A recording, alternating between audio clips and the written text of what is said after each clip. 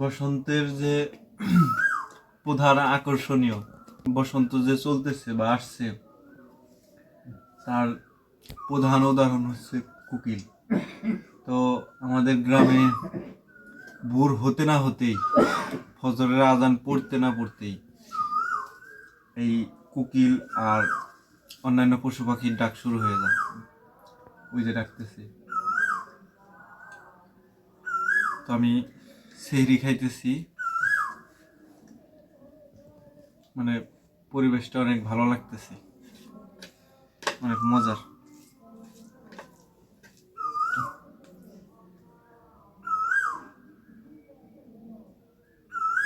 সম্ভবত আমাদের ওই কাঁঠাল গাছ হালিতে না।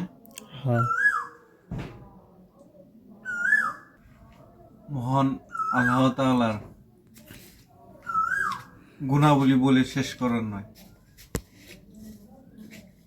মহান আল্লাহ তাআলা যে অসীম, এক ও অদ্বিতীয়,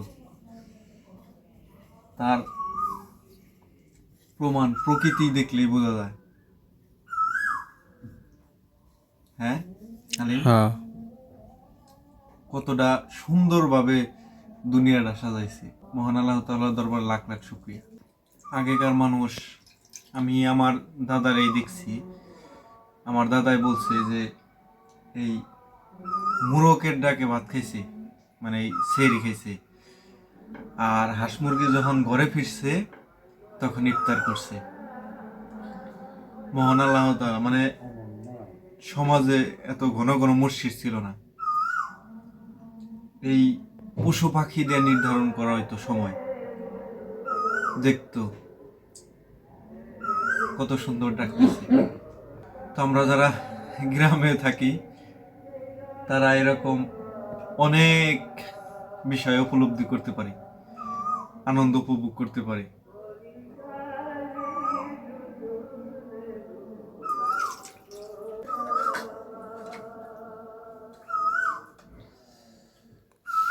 বন্ধু, আর ডাকা লাগবো না, হয়েছে আমার সেহরি খাওয়া শেষ।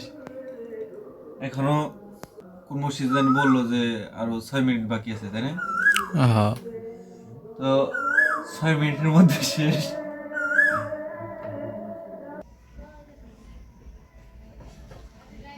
আজকে হলো 6টা 5-এ ইফতার, 6টা 4 বাজে। আমরা কতটা আধুনিক হয়ে গেছি গে, যে সময় মোবাইলের মাধ্যমে দেখে আজান দিয়ে ফেলেছি।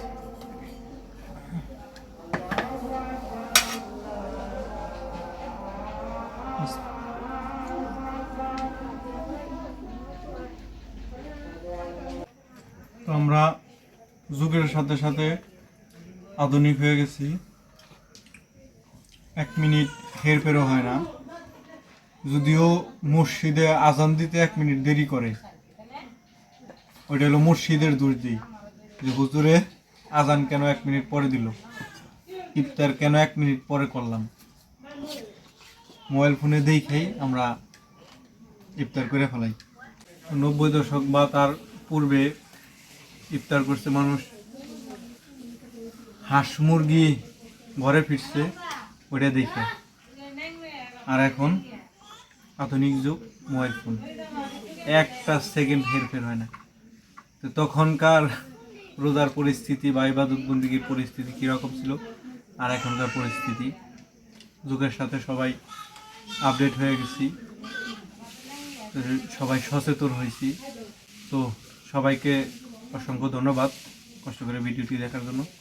সবাই ভালো থাকবেন। আল্লাহ হাফিজ।